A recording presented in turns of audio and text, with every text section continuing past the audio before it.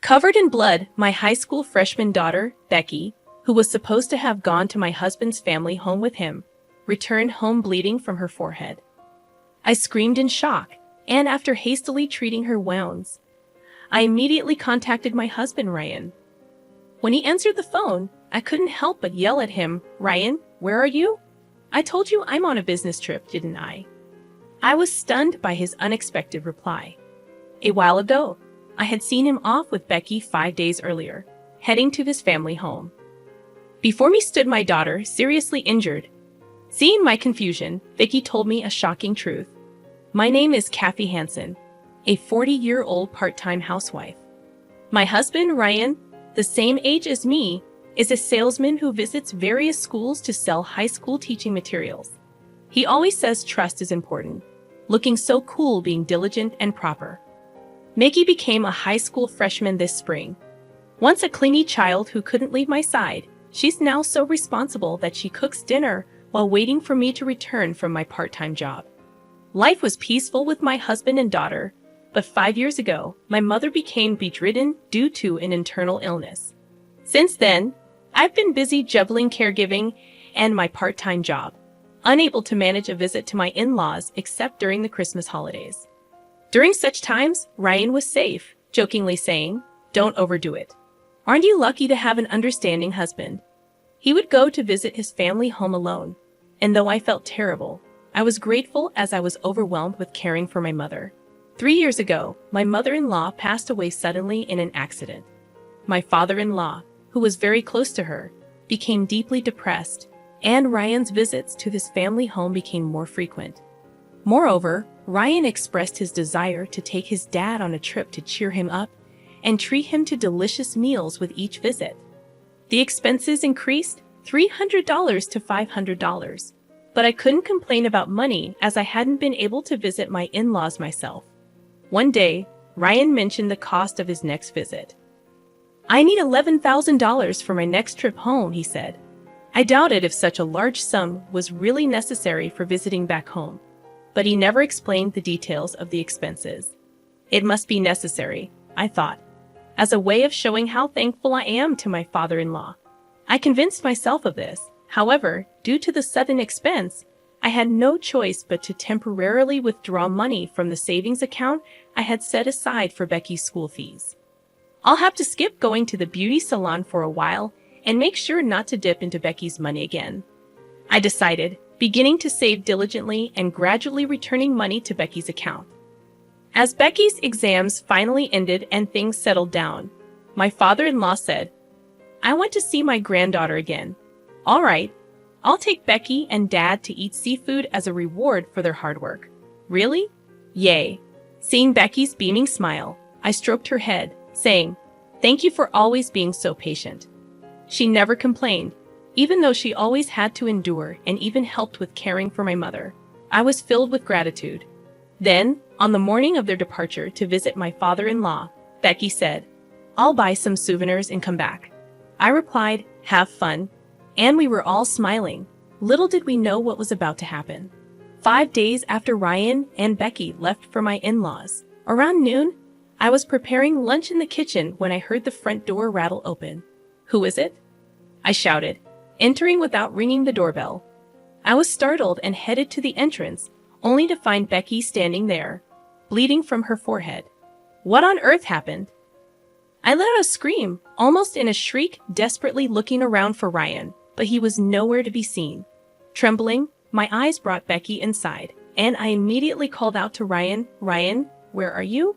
"I'm at work. Didn't I tell you that I left for a business trip the day after taking Becky to my parents' home?" I was confused, having heard nothing of this work, and more importantly, Becky had come home seriously injured. Ryan hung up quickly after saying, "She probably just fell. Don't take it too seriously. Girls her age tend to exaggerate." I couldn't possibly accept such a nonsensical story. While attending to Becky, I asked her, "Why are you injured? And did Dad leave for work?" Vicky, her face pale, kept her trembling lips sealed for a while. Then she whispered, "Dad." He pushed me. Shocked, I gently rubbed Becky's back as I listened to her story. An unbelievable truth was exposed. Ryan had been keeping secrets from us, and he had injured Becky when she discovered them. That's not all. He threatened her while she was bleeding, saying, "If you tell anyone about this, next time it won't just be an injury." Vicky had managed to escape from my in-laws' house when Ryan hesitated, and my father-in-law returned home. Fortunately, she had some money with her and was able to take the bus back home. How anxious she must have been, hiding her injury all the way here. I vowed never to forgive anyone who hurts my sweet Becky. I was angry not only at Ryan for abusing Becky, but also at the secrets he had kept. After hearing everything from Becky, I was about to call my father-in-law, ready for revenge. I was shocked to see numerous missed calls from him on my phone. "Oh, I'm sorry. I didn't notice the phone while I was cooking. I apologized." "No, it's fine." More importantly, I heard Becky had to rush back due to some urgent matter. "Did she arrive safely at your place?" "That's what I've been worried about, and why I called so many times," my father-in-law inquired. Hearing his words left me speechless. My husband, Ryan, had fabricated such a lie to cover up the fact that our daughter, whom he had injured, had fled back to our home. I then spilled everything to my father-in-law, who was oblivious to it all. "Becky is fine. I'm taking her to the hospital, but I can't forgive Ryan. Can you keep him at your house a bit longer? I want to give him a piece of my mind," I requested. My father-in-law immediately agreed, promising his cooperation. He said he would cunningly persuade Ryan to stay at their home for a while longer. In the meantime, I ran around making preparations for a confrontation with my husband. 5 days later, after completing the investigation into Ryan's secrets, I was on my way to my in-laws' house. Just as I was about to ring the doorbell, I saw Becky running up to me, out of breath.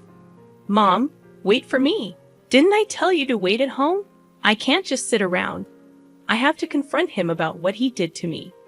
I had planned to go into my in-laws' house alone, not wanting Becky to witness the argument between my husband and me.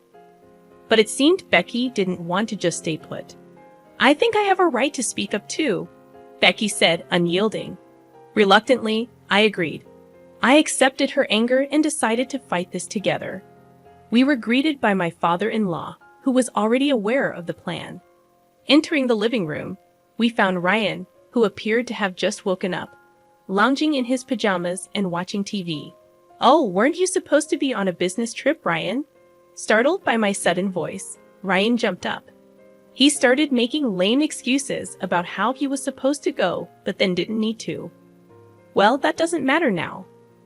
What I want to know about is Vicky's injury," I stated firmly. "Oh, that clumsy her. Seems like she fell down the stairs and hit her forehead," Ryan replied. I was about to yell at my husband for feigning ignorance, but my father-in-law spoke first. "Enough. I know that Becky's injury is your fault," he said sternly. Becky chimed in, "Yeah, that's right." And I glared at Ryan, feeling cornered. Ryan started to look nervous, but then suddenly seemed to have an idea and argued back. "As if you have the right to talk. You never visited my parents, but I was the one taking care of them," Ryan said, smug and grinning, thinking I wouldn't be able to say anything. Indeed, I had kept quiet before, thinking he was right. But after hearing Becky's story, I knew Ryan's words were full of lies. "Oh, really? Leaving all the housework to your daughter and not spending time with your father is called taking care of the family?" "Yeah, ever since you brought me here, you've been lazing around at home," I retorted, feeling the weight of frustration. "Shut up. This is just a one-time thing. Usually, I'm the one working hard," Ryan snapped back. Watching Ryan boast, I pulled out my father-in-law's account of household expenses that I had previously obtained. It detailed not only the money in and out, but also how Ryan spent his time at his parents' house. "Let me tell you what's written here," I began, pointing to the document. June 10th, gave Ryan $200 for transportation. He lazed around all day as usual, went out at night, and returned in the morning. Food expenses increased because of Ryan's presence. I calmly read out the details. According to this, every time Ryan visited, he lied about me not giving him transportation money and received cash from his father. Taking advantage of my absence, Ryan had painted me as a stingy, evil wife to gain sympathy from his father. How can you not be ashamed of mooching off your parents at your age and getting all sorts of help too? I questioned, feeling sorry for him initially, thinking he didn't have any money and tried to help out. All that was a lie too. Cornered by our accusations, Ryan fell silent at a loss for words. What have you been using all that money for, I wonder? Well, no need to say anything. You're probably just thinking of another pathetic lie. Ignoring Ryan's mumbling, I presented a photo in front of him. You needed so much money because you were splurging at places like this, right? How do you know about this place? Surprised that I knew about it, the color drained from his face. The secret that Becky had discovered while Ryan was visiting his parents was this. She thought Ryan was diligently caring for his father, but he was actually going out at night and returning in the morning. Suspicious, she secretly investigated and installed an app on his phone to track his location. After he left, she checked his whereabouts on a computer, always finding him at the same place. Researching online, Becky found out it was a gentleman's club. Shocked, she was about to call me when Ryan returned home. He found her researching the location and the club on the computer, and in a fit of rage, pushed her. Becky hit her head on the corner of a dresser, causing the bleeding, and the rest is as you know. After hearing Becky's story, I left my mother in the care of professionals for a few days and went to the club to gather evidence of Ryan's wasteful spending. The shock I felt seeing my husband cheerfully entering the club. The money for this visit, even if temporary, was taken from Becky's school fund, and he used it. This, Dad, you're the worst, I said, presenting undeniable evidence. Ryan, cornered by the evidence, muttered weakly, "Isn't this normal for men?" and looked up at his father for support. What are you talking about? Using your child's school money for your satisfaction is inexcusable for any man. I'm tired from work. Isn't it okay to have a little fun? Vicky sighed in exasperation at Ryan's stubbornness. Mom, do you know what kind of place that is? Huh? Oh no, I just took the photo and left immediately. I thought so. Here, take this, Vicky said, laying out several printed pages of the club's website on the table. Looking over them with my father-in-law, we saw that the outfits worn by the girls at the club were school uniforms. They all seemed to be adults, but it was a gentleman's club where they cosplayed in revealing school uniforms. Seeing this, I thought to myself, exposing my daughter of this age to such a world. I was filled with anger, but Becky seemed unfazed. So, Dad, you like this kind of stuff, huh? Gross, she commented, handing the papers to Ryan with a shudder, as if the idea was repulsive. Well, you don't have to say it like that, you know. If your clients at the schools found out about your love for girls with uniforms, it could be a big problem, right? I doubt your company, which sells educational materials to schools, would want to keep an employee with such hobbies, I said with an icy stare.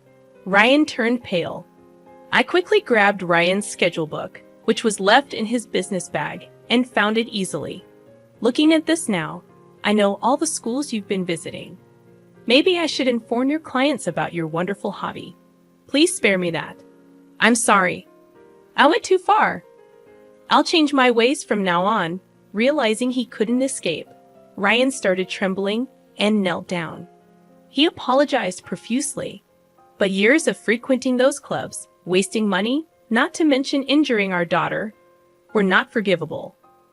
Who would believe a liar like you? I thought.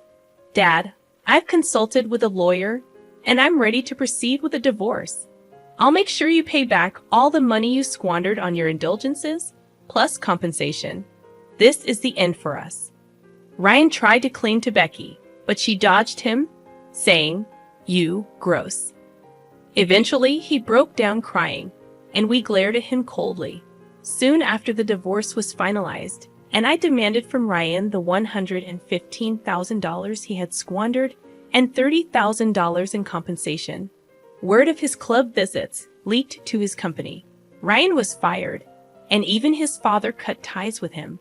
Now, he lives alone in a rundown house. barely making ends meet with day-to-day jobs. Unable to afford the compensation payments, he ended up borrowing money from shady lenders and now lives in fear of debt collectors. Meanwhile, I have found more time to myself after the divorce. With Becky's help, my mother's health improved significantly, and she no longer needs care. Now, the three of us women are enjoying a happy and harmonious life.